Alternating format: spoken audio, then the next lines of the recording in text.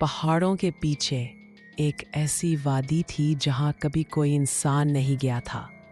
اس وادی کو لوگ وادی خاموشی کے نام سے جانتے تھے۔ کہا جاتا تھا کہ وہاں ایک ایسا گلاب کھلتا ہے جو دنیا کی کسی بھی پھول سے زیادہ حسین، خوشبودار اور پراسرار ہے۔ اس گلاب کو خونی پھول کہا جاتا تھا کیونکہ اس کی ہر پنکھڑی پر سرخ رنگ یوں چمکتا تھا جیسے کسی نے اس پر تازہ خون ٹپکایا ہو۔ روایت تھی کہ یہ پھول ہر خواہش پوری کرتا ہے، چاہے وہ دولت کی ہو، محبت کی یا طاقت کی، مگر ہر خواہش کی قیمت ایک جان ہوتی تھی۔ صدیوں سے لوگ اس پھول کی تلاش میں نکلے مگر کوئی واپس نہ آیا۔ کہا جاتا ہے کہ اس پھول کی رکھوالی ایک پری کرتی تھی جس کے پاؤں بھاری زنجیروں سے جکڑے ہوئے تھے۔ وہ نہ اڑ سکتی تھی نہ بھاگ سکتی تھی، صرف اس وادی کی حدوں میں رہ سکتی تھی۔ اس کے آنسوؤں سے پھول کو زندگی ملتی تھی اور ہر رات وہ چاندنی میں روتی رہتی تھی۔ کہا جاتا تھا کہ وہ بھی کبھی انسان تھی، ایک لڑکی جس نے خود اس گلاب سے اپنی سب سے بڑی خواہش مانگی تھی۔ اس نے محبت مانگی مگر بدلے میں اپنی آزادی گنوا دی۔ تب سے وہ اس پھول کی محافظ بن گئی تاکہ کوئی اور اس کی طرح برباد نہ ہو۔ ایک دن ایک نوجوان ارمان اس وادی کی تلاش میں نکل کھڑا ہوا۔ اس کی آنکھوں میں ایک ہی خواب تھا، اپنی ماں کو زندگی لوٹانا جو ایک مہلک بیماری سے مر چکی تھی۔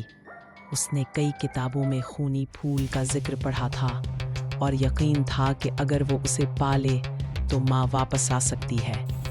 سفر دشوار تھا، کئی دنوں کی بھوک، پیاس، طوفان اور خوفناک راتوں کے بعد وہ آخر کار وادی خاموشی تک پہنچ گیا۔ وہاں خاموشی ایسی تھی جیسے وقت رک گیا ہو، اور درمیان میں چاندنی کے نیچے وہ گلاب کھڑا تھا، سرخ، چمکدار اور دل دہلا دینے والا حسین۔ جب ارمان آگے بڑھا تو پری نمودار ہوئی۔ اس کے چہرے پر درد اور تھکن کے آثار تھے۔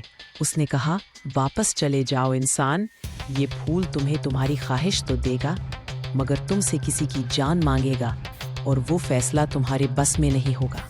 ارمان نے کانپتی آواز میں کہا، میں کسی بھی قیمت پر تیار ہوں، مجھے اپنی ماں واپس چاہیے۔ پری نے آخری بار اسے سمجھانے کی کوشش کی مگر اس کی ضد کے سامنے خاموش ہو گئی۔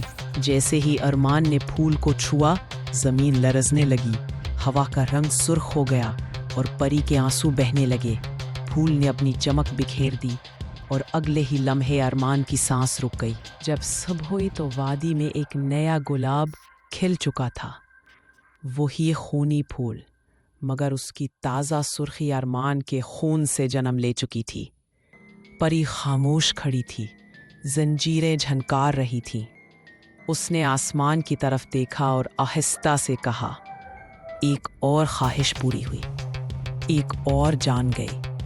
دنیا کے کسی گوشے میں شاید ارمان کی ماں جاگی ہو، سانس لی ہو، مگر اس کی آنکھوں سے آنسو بہہ رہے تھے، جیسے دل کہہ رہا ہو کہ کسی نے اپنی زندگی قربان کی ہے۔